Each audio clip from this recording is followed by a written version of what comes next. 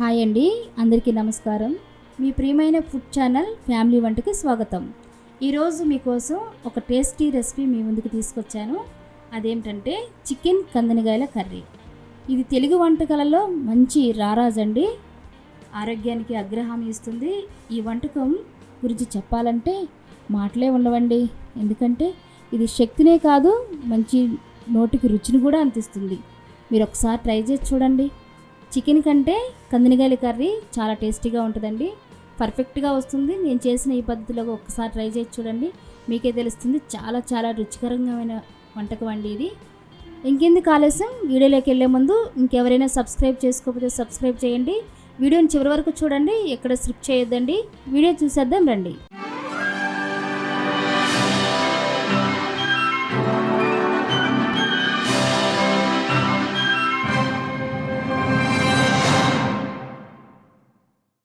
ముందుగా 1/2 కేజీ కందనకాయలు తీసుకున్నానండి. మీడియం సైజులో కోసుకున్నాను. శుభ్రంగా క్లీన్ చేసుకున్నానండి. ఉప్పు వేసి క్లీన్ చేసుకోవాలి. క్లీన్ చేసుకున్న పక్కన పెట్టుకుందామండి. ముందుగా మిక్సీ జార్ తీసుకుందామండి. అందులోనికి అల్లం కొద్దిగా వెల్లుల్లి రెమ్మలు, 4 బాదం తీసుకుందామండి. ఎందుకంటే మంచి టేస్ట్ ఉంటుంది, గ్రేవీగా వస్తుంది. టీ స్పూన్ ధనియాలు, 1/2 టీ స్పూన్ జీలకర్ర, చెక్క, ఇలాచి, లవంగాయలు కూడా వేసుకుందామండి మసాలాకి. చివరిగా కొన్ని ఎండు కొబ్బరి ముక్కలు కూడా వేసుకుందామండి. దీనిని చూసారుగా మెత్తగా గ్రైండ్ చేసి పెట్టుకోవాలండి. ఈ విధంగా ఉంటే సరిపోతుంది. ఈ మసాలాని పక్కన పెట్టుకుందామండి. అదే మిక్సీ జార్లో ఒక పెద్ద ఉల్లిపాయ ముక్కలుగా చేసి వేసుకుందామండి. ఇక్కడ 2 పచ్చిమిరకాయ ముక్కలు వేసుకోవాలండి. వీడియో క్లిప్ మిస్ అయింది, అందుకని మీకు చూపించలేకపోతున్నాను. మిక్సీ పట్టుకుని ఈ విధంగా కచ్చపిచ్చగా గ్రైండ్ చేసుకోవాలండి. గ్రైండ్ చేసుకుని పక్కన పెట్టుకోవాలి. స్టవ్ మీద ప్యాన్ పెట్టుకొని 50 గ్రాముల వరకు కప్పుతో ఆయిల్ వేసుకోవాలండి. ఆయిల్ వీటెక్కిన తర్వాత ఉల్లిపాయలు, పచ్చిమిర్చి, గ్రైండ్ చేసి పెట్టుకున్న పేస్ట్ వేసుకోవాలండి. లో ఫ్లేమ్లోనే వేయించుకోవాలి, ఎందుకంటే హై ఫ్లేమ్లో పెడితే మాడిపోతుంది కాబట్టి లో ఫ్లేమ్లోనే వేయించుకోవాలి.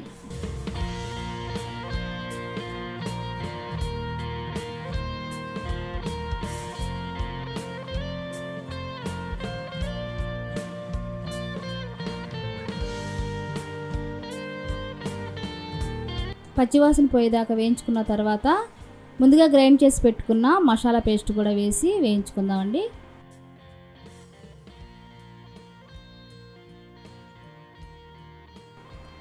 ఈ మసాలా కూడా లో ఫ్లేమ్లోనే వేయించుకుందాం.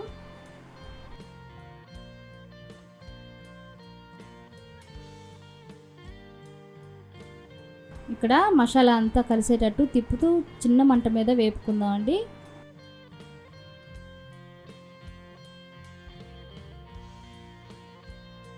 ఇలా కొంచెం వేగిన తర్వాత 2 రెమ్మల కరివేపాకు కూడా వేసుకోవాలి. మొత్తం ఒకసారి తిప్పుకుందామండి.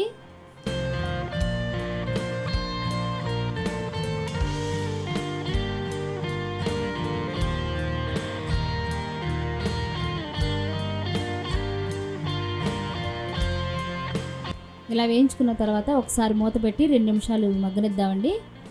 2 నిమిషాల తర్వాత మూత తీసి ఒకసారి మగ్గిందో లేదో చూసుకుందామండి. చూసారుగా చక్కగా మగ్గింది. ఇందులో ఒక పెద్ద సైజు టమాటా సన్నగా ముక్కలు తరుక్కుని ఇలా వేసుకుందామండి. ఇవి కూడా ఒకసారి మసాలా అంతా పట్టేటట్టు తిప్పుకుందాం.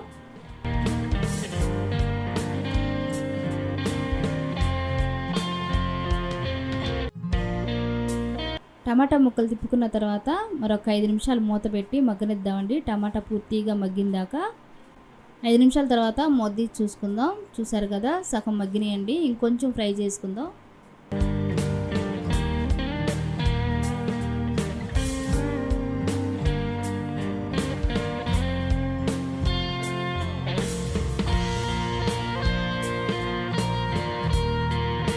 ఇలా మసాలా మొత్తం వేగిన తర్వాత ముందుగా శుభ్రం చేసి పెట్టుకున్న కందనకాయలు మొత్తం ఇందులో వేసుకుని కిందికి మీదికి మొత్తం కలిసేలా మసాలా మొత్తం కలిసేలా తిప్పుకోవాలి.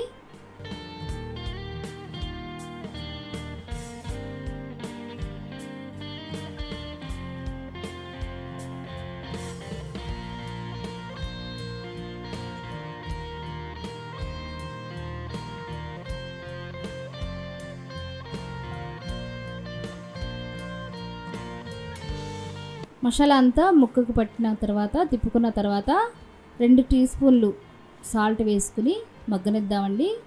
ఎందుకంటే ఉప్పు ముక్కలకు బాగా పట్టుతుంది కాబట్టి ముందుగానే సాల్ట్ వేసుకుందాం.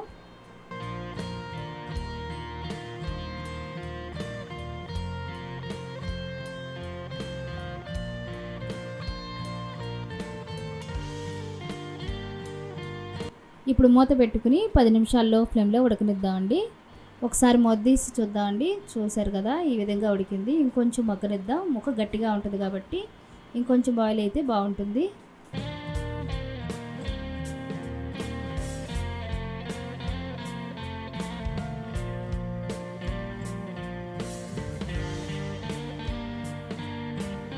ఒకసారి అటు ఇటు తిప్పుకున్న తర్వాత 5 నిమిషాలు మూత పెట్టి మగ్గనిద్దాం.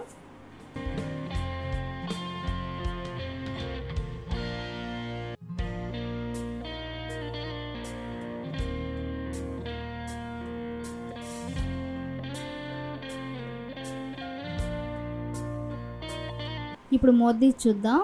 చూడండి, చక్కగా ముక్కంతా ఉడికిపోయిందండి. చాలండి, ఈ విధంగా ఉడికితే ఒకసారి అటు ఇటు తిప్పుకుందామండి. చూసారుగా, ముక్క పర్ఫెక్ట్గా మసాలాలో చక్కగా ఉడికిందండి. ఇప్పుడు ఇందులోనికి 2 స్పూన్ల కారం,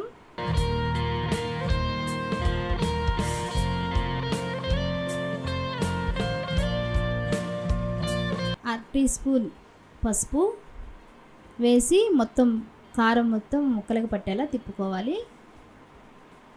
చూసారా, వీడియోలో చూసినట్లుగా తిప్పుకోండి. పర్ఫెక్ట్గా వస్తుందండి ఈ కర్రీ. ఈ విధంగా చేసుకుంటే చాలా టేస్టీగా ఉంటుందండి.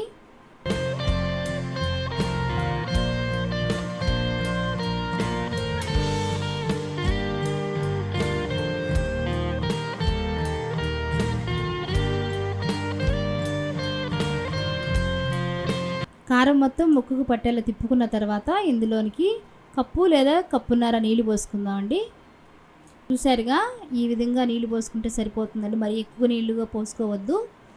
గ్రేవీ కోసం కప్పున్నర నీళ్ళు పోసుకుంటే సరిపోతుంది. ఈ విధంగా మొత్తం కలిసేలా ఒకసారి చూసుకొని హై ఫ్లేమ్లో పెట్టుకుని తర్వాత మీడియం ఫ్లేమ్లో పెట్టుకుని ఉడికించుకోండి. ముక్క పర్ఫెక్ట్గా వస్తుంది.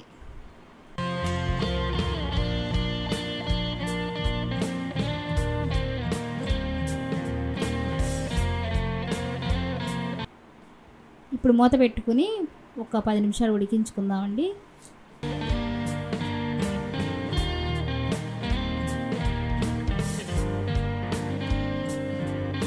ఇప్పుడు మూత తీసి చూద్దామండి. చూసారుగా, ఈ విధంగా ఉడికితే చాలండి. గ్రేవీ అంతా దగ్గరికి వచ్చేసింది. పర్ఫెక్ట్గా వచ్చిందండి. ఈ గ్రేవీతో ఉంటే చాలండి, ఇంకా మరి ఎగర అవసరం లేదు. ఒకసారి అటు ఇటు తిప్పుకొని చూద్దాం. గ్రేవీ మొత్తం దగ్గరికి వచ్చింది కాబట్టి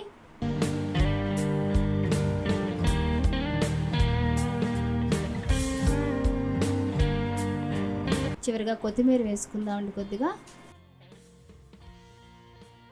కొత్తిమీర వేసుకుని అటు ఇటు ఒకసారి తిప్పుకుని సర్వింగ్ బౌల్లోకి తీసుకుందామండి. అంతేనండి, చికెన్ కందనకాయల కర్రీ రెడీ అయ్యింది. ఇదే మన ప్రత్యేకమైన చికెన్ కందనకాయల కర్రీ. ఈ వంటకం మీ ఆరోగ్యానికి మరియు రుచికి సమానమైన ప్రాముఖ్యతనిస్తుందండి. ఇది ట్రై చేసి మీ అనుభవాన్ని కామెంట్స్లో షేర్ చేయండి. ఇలాంటి మరిన్ని రుచికరమైన వంటకాల కోసం మా ఛానల్ సబ్స్క్రైబ్ చేయండి. రుచిని ఆస్వాదించండి, ఆరోగ్యంగా ఉండండి. మళ్ళీ కలుద్దాం. ధన్యవాదాలు.